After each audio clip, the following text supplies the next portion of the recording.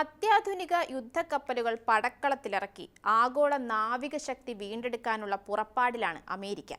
രണ്ടാം ലോക മഹായുദ്ധത്തിന് ശേഷം അമേരിക്ക നിർമ്മിക്കുന്ന ഏറ്റവും വലിയ യുദ്ധക്കപ്പലുകൾ ഉൾപ്പെടുന്ന പുതിയ ട്രംപ് ക്ലാസ് പദ്ധതി പ്രഖ്യാപിച്ചിരിക്കുകയാണ് പ്രസിഡന്റ് ഡൊണാൾഡ് ട്രംപ്. പ്രതിരോധ secretary Pete Hegseth, navy secretary John Phelan, state secretary Marco Rubio എന്നിവരുടെ സാന്നിധ്യത്തിലാണ് ട്രംപ് ഈ യുദ്ധക്കപ്പലുകളുടെ നിർമ്മാണ പ്രഖ്യാപനം കഴിഞ്ഞ ദിവസം നടത്തിയത്. സാധാരണയായി സ്ഥാനമൊഴിഞ്ഞ നേതാക്കളുടെ ബഹുമാനാർത്ഥം കപ്പലുകൾക്ക് പേര് നൽകുന്ന ഒരു പതിവ് അമേരിക്കയ്ക്കുണ്ടായിരുന്നു. എന്നാൽ അതിൽ നിന്ന് വ്യത്യസ്തമായാണ് ട്രംപിന്റെ ഈ പുതിയ നീക്കമെത്തുന്നത്. ട്രംപ് ക്ലാസിലെ ആദ്യത്തെ കപ്പലിന് USS ഡിഫയന്റ് എന്നാണ് പേര് നൽകിയിരിക്കുന്നത്.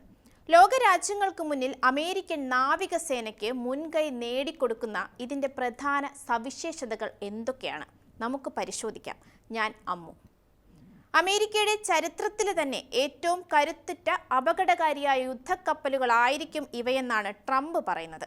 ഏകദേശം 30,000 മുതൽ 40,000 ടൺ വരെ ഭാരമുള്ള ഈ കപ്പലുകൾ നിലവിൽ US നാവികസേനയിലുള്ള ഏറ്റവും വലിയ ഡിസ്ട്രോയറായ സുംവാർഡ് ക്ലാസിനേക്കാൾ ഇരട്ടിയിലധികം വലിപ്പമുള്ളവയാണ്.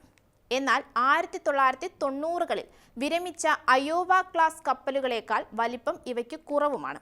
ലേസർ ആയുധങ്ങളും അത്യാധുനിക സംവിധാനങ്ങളും അടങ്ങിയ സ്ലീക്ക് ഡിസൈനാണ് ഇതിനുള്ളതെന്നാണ് പുറത്തെത്തിയ റിപ്പോർട്ടുകൾ സൂചിപ്പിക്കുന്നത്. 2024 ട്രംപിന് നേരെയുണ്ടായ വധശ്രമത്തിന് ശേഷം അദ്ദേഹം മുഷ്ടി ചുരുട്ടിപ്പിടിച്ചു നിൽക്കുന്ന പ്രശസ്തമായ ആ ചിത്രത്തെ അനുസ്മരിക്കുന്നതാണ് കപ്പലിന്റെ ലോഗോ. പുറത്തുവിട്ട വിവരങ്ങൾ പ്രകാരം അത്യാധുനിക സാങ്കേതിക വിദ്യകളാണ് ഈ കപ്പലിൽ ഉപയോഗിക്കുന്നത്. അതാണ് ഇതിന്റെ പ്രധാന പ്രത്യേകതയും.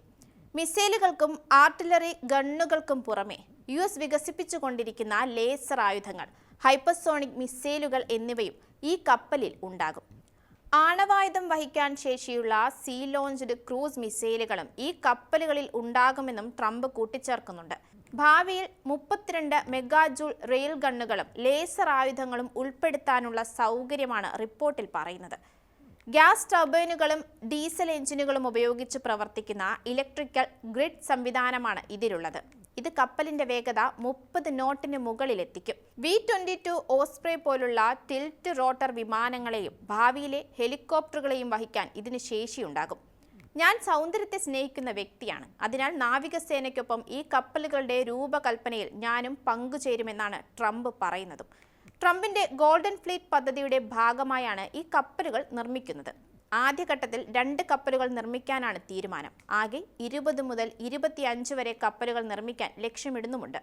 ചരിത്രത്തിൽ തന്നെ ഏറ്റവും പ്രഹരശേഷിയുള്ള ഉപരിതല യുദ്ധക്കപ്പലായിരിക്കും ഇതെന്നാണ് റിപ്പോർട്ടുകൾ സൂചിപ്പിക്കുന്നത്.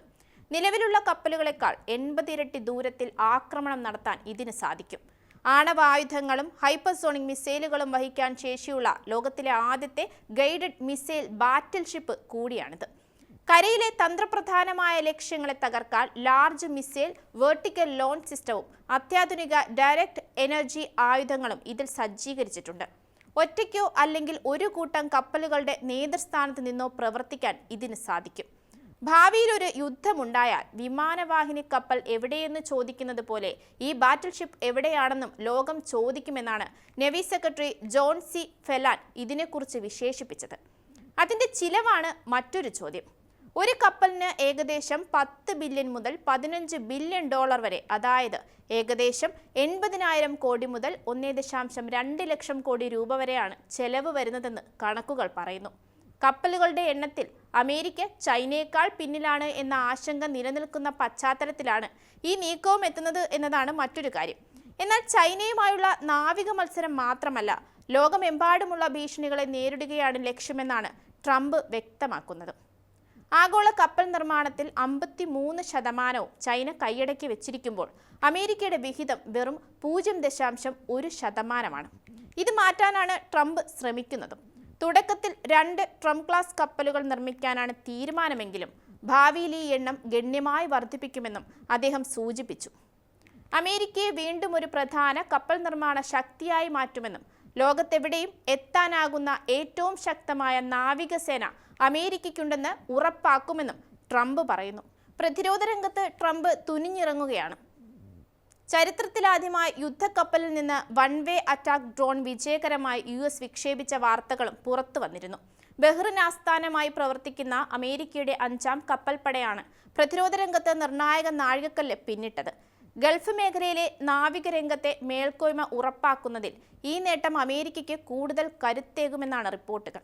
ചരിത്രത്തിലാദ്യമായാണ് ഒരു യുദ്ധക്കപ്പലിൽ നിന്ന് വൺ വേ അറ്റാക്ക് ഡ്രോൺ വിജയകരമായി വിക്ഷേപിക്കുന്നതും. 5ാം കപ്പൽപ്പടയുടെ ഭാഗമായ USS സാന്റാ ബാർബറ എന്ന യുദ്ധക്കപ്പലിൽ നിന്നാണ് ലൂക്കാസ് എന്ന് പേരിട്ടിരിക്കുന്ന ഈ ഡ്രോൺ വിക്ഷേപിച്ചത്. എന്നാൽ ഡ്രോൺ വിക്ഷേപണത്തിന്റെ ലക്ഷ്യം എന്താണെന്ന് ഇതുവരെയും US നാവികസേന ഔദ്യോഗികമായി വെളിപ്പെടുത്തിയിട്ടില്ല. സാധാരണ നിലയിൽ കരയിൽ നിന്നും വാഹനങ്ങളിൽ നിന്നും വിക്ഷേപിക്കുന്ന ലൂക്കാസ് ഡ്രോണുകൾ ഇപ്പോൾ കപ്പലിൽ നിന്നും വിക്ഷേപിക്കാമെന്ന് തെളിയിച്ചിരിക്കുകയാണ് അമേരിക്ക. എന്തായാലും ഇത്തരത്തിലുള്ള പുത്തൻ പ്രതിരോധ അപ്ഡേറ്റുകൾ ലോകരാജ്യങ്ങൾക്കിടയിൽ അമേരിക്കയ്ക്ക് കൂടുതൽ കരുത്തു പകരുമെന്നാണ് പ്രധാന വിലയിരുത്തൽ. എന്നാൽ US-ന്റെ ഈ മേൽക്കോയ്മ മറ്റു രാജ്യങ്ങളെ എങ്ങനെ ബാധിക്കുമെന്നതും കാത്തിരുന്ന് കാണേണ്ടതാണ്.